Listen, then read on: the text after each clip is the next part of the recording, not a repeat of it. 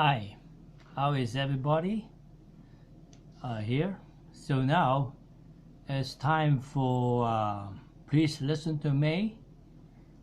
Later the video is produced by iOS to let you know more.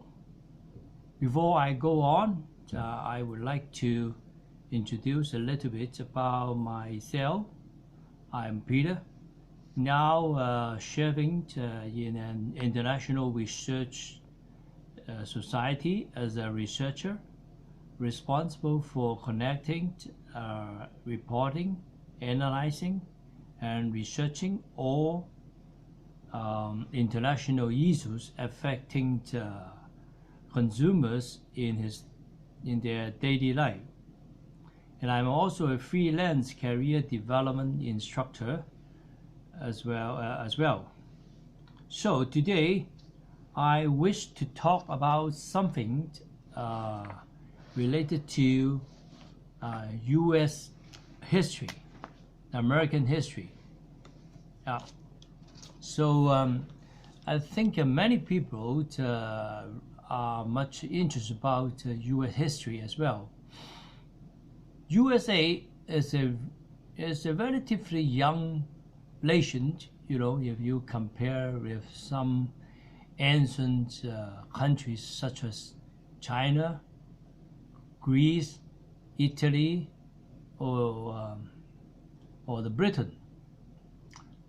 You know, well, the Americans claimed their independence from the British colonies in around 1776, and before that, USA was a British colony, just the same as the other Five Eyes nations such as Canada, Australia, New Zealand.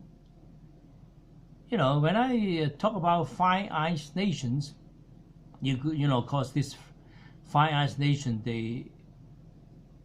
which are the UK, USA, Canada, and Australia, New Zealand, they are politically related to each other. One thing similar is they used to be British colonies, including USA, and now they form allied called Five Eyes nations by sharing intelligence and other things related to military, economic matters, and everything. So, well, that's why they are pretty much united together, even though recent incident happened in Afghanistan. Some Australian soldiers killed more than 39 Afghanistan civilians, and these united Five Eyes nations never blame each other, even though they always in a high profile, they promoting democracy, freedom, human rights, whatsoever, so positive. But some negative comes to them. This Five Eyes nation never criticize each other. So this is politics. So let's go back to U.S. history. U.S. history isn't very long. You know, if you start to talk about when it became independent from British in 1776, 76, yeah. Well, soon after they become independent from the British rule, they never have a president. In the beginning, from 17 to 76 to 18 to 1789, they got no president. Each of these 13 states. Well, I like to point out this: at the beginning of the formation of the USA, there were just 13 states. That time, USA was not as big as the present USA. You know, before they have acquired other territories in the coming 100 years. So, and then until until 1789, Washington was the first president of the United States. And then they started to do a lot of, I don't know whether it's positive or negative, aggressive, I would say, aggressive things to acquire more land from the original people. That means the native people or the native Indians. They are living in area close to the Atlantic Ocean, the east coastal area, and so the government applied the laws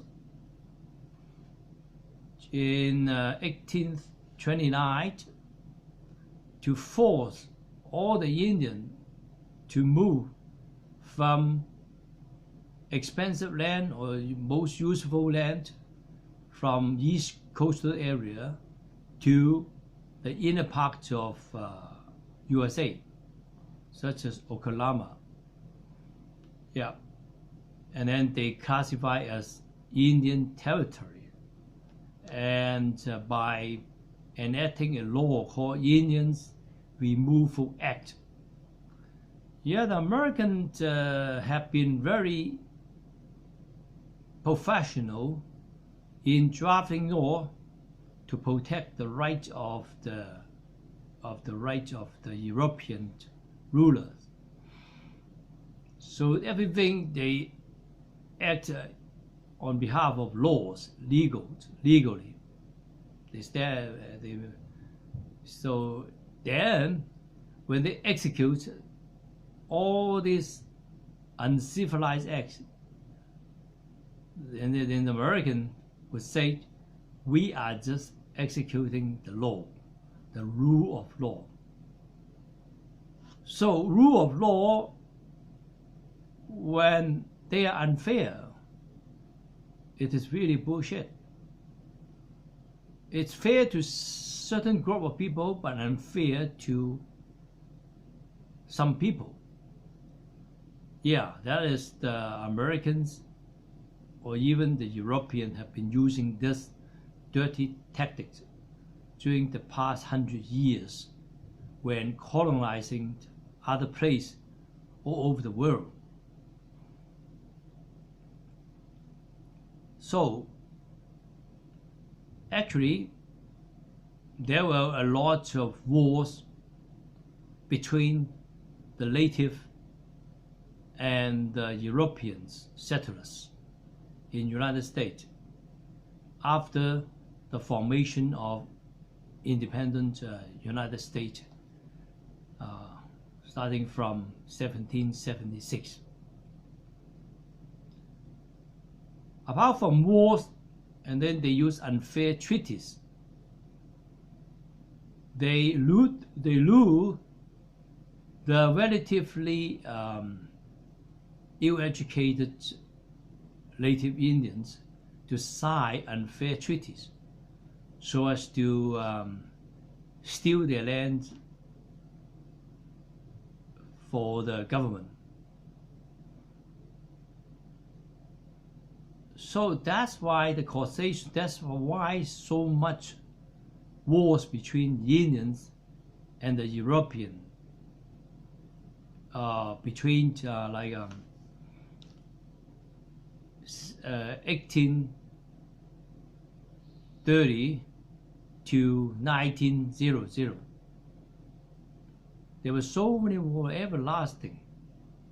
Of course, everyone would fight for their equal right if they feel unfair to them. And then USA is founded by the contribution of all kinds of people, including one time the USA have imported a lot of slaves from Africa. Okay, since 1814 to 1865, when the Civil War is over. According to historical data, there have been more than 5 million black slaves were imported from Africa to United States to serve as slaves for their masters in the farms or any premises that require laborers to do the jobs. So this is how USA have been running their countries, by slave, and then by slaying the Aboriginal people so as to get their land originally belonged to the native people. Now, of course, presently, these American or European Americans start to talk about human rights, democracy, freedom. So I don't know whether you would say this is very hypocritical. When you have killed so many people, have stolen the land from the native, and now you pretend yourself to be a charitable politicians. I'm not saying all Americans. I mean, these crooked politicians always do crooked things. But the reason why I say this thing is I don't really agree with the present American policy by criticizing other countries without ground or without evidence related to genocide or stealing land from native people in their countries. Actually, they were the ones who had done these things, and then now they pretend to be good people. You know, apparently they were thief, yelling thief. They were thief, yelling other people to catch thief. You know what? This is the proverb that describes those people, those crooked people who like to cheat other people in certain situations. So, and then because the native Indian were not happy about the land being stolen by European, so they start to resist against the European settler, against the European government who have stolen their homeland, making them difficult to survive. Because with the implementation of the Indians Removal Act, they cannot live or settle freely, you know, like 100 years ago, before the European come to this USA land. Though they were locked up inside the so-called Indian territory to do their own things, and they cannot go freely away from this Indian territory. So they have lost their freedom. They have lost all the land. So I would say any one of you, if you will native Indian, you will become very angry. You will become very frustrated. And while the present US government criticizes other countries, no democracy, no freedom, no self-governments, but I would ask yourself, have you, the American government, ever let the native Indian to form autonomous province or state with their own government, to rule their own people? The answer is no. So that's why I said some of these American government or officials are very hypocritical. So when the American criticize, I'm not for any countries, I'm just speaking the fact. China does not let Tibet to be independent, does not Xinjiang to be independent, does not let Inner Mongolian to be independent. But they never ask themselves, how come you don't let any of the American states to become independent? They don't even let the Indian or the native Indian to run any of the states in US. Any of the states is autonomous state like China. China, they have 6 autonomous states being run by native people. Well, there are many native people in China as well. So China let there are 6 autonomous regions being run by native people, such as Tibet, Xinjiang, Inner Mongolia, and other frees. They are pretty much minorities Chinese in China. So I'm not saying China is good, but this is the fact we have to present for discussions before criticize other countries whether they are running good. Well, each country have their own political system that might be suitable for their administrations or governors. So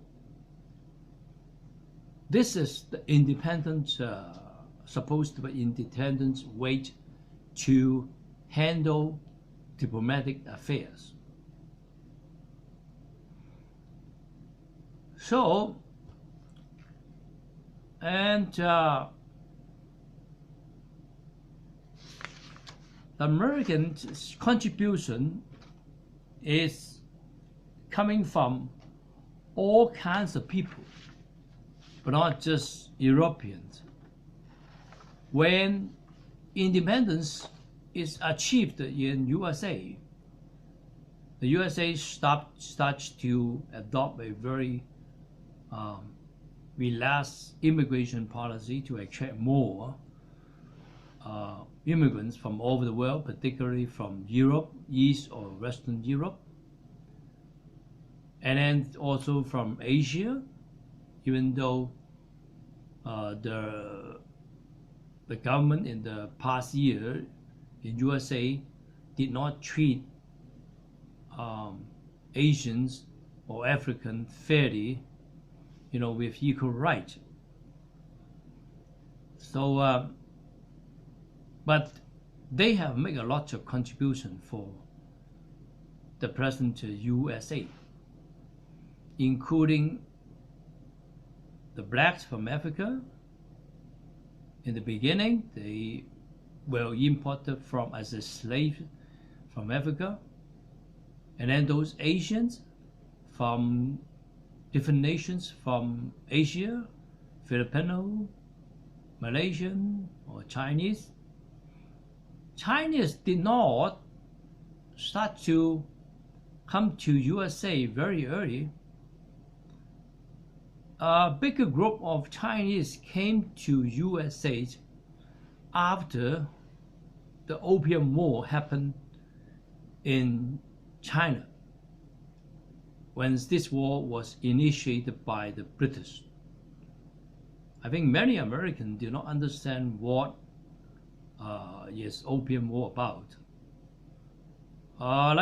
Before 1840, there was a trade deficit suffered by the British when they have imported lots of Chinese-made products to Britain, but the British did not have too many Britain-made goods export to China, so they had been suffering trade deficit similar to the trade deficit suffered from USA now, between China and USA.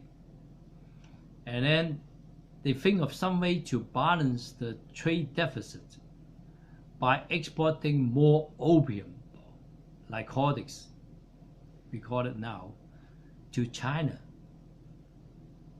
to get more Chinese citizens addicted to this dangerous drugs. And when that time, in 1841, the Imperial Qing of China found that opium was no good for Chinese citizens. So the Imperial, the Emperor of the Qing Kingdom ordered his official to confiscate all the British opium and then burn off all of this opium, without any compensation, because they were classified as dangerous drugs. Well, that's what the police is doing when they confiscate all the dangerous drugs, opium, heroin, and whatever dangerous drugs. And then the British businessmen were not happy. And then they asked the British Parliament to pass their decisions to send levy to China. But at that time, the Imperial China was weak militarily. Before 1830, China was the strongest nation or kingdom in the whole world, geographically, economically. Then after 1830, the Imperial China becoming weaker and weaker, particularly militarily. So even a few warships sent from Britain via India, they could win the Opium War just because there were some trouble happened in China, some riots happened in China. The Imperial Emperor did not have too much time to handle the wars between the Imperial China and the Britain. So they quickly, I won't say surrender, they just yield to the British. Okay, if you want a little island, Hong Kong, I gave to you and allow you to do business. That's all. Because those warships sent from Britain were not as powerful as the present day's warships. And they don't have powerful cannons or machine guns at that time. But with the military power, with so big military force, even though the Qing Kingdom was weak, I would say they would not lose the war if they really want to fight with the British. Just because the emperor of that time didn't have too much time. He would not like to spare too much time to fight with the British directly. It's just you want some place, a little place to do business. So they just, so after the little open mall, they just, you know, seek Hong Kong Island to Britain to do business. That's all. Yeah. And then starting from that time, Hong Kong became a little port or business port for the British to settle down. And then starting from that time, there were regularly voyages between Hong Kong and U.S. Western coastal area, such as San Francisco or Vancouver, the western port in Canada. There were regular voyages. So then the British middlemen start to recruit some Chinese laborers, you know, to do the railway building jobs for the transcontinental railway for the USA. Particularly after the American Civil War in 1865, there were no more slaves allowed to import from Africa.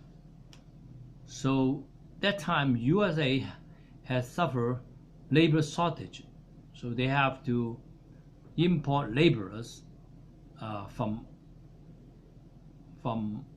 other place apart from USA. So they think of Asia or China, particularly when Hong Kong has become a British colony. So the British legally can act as a middleman to recruit Chinese labor.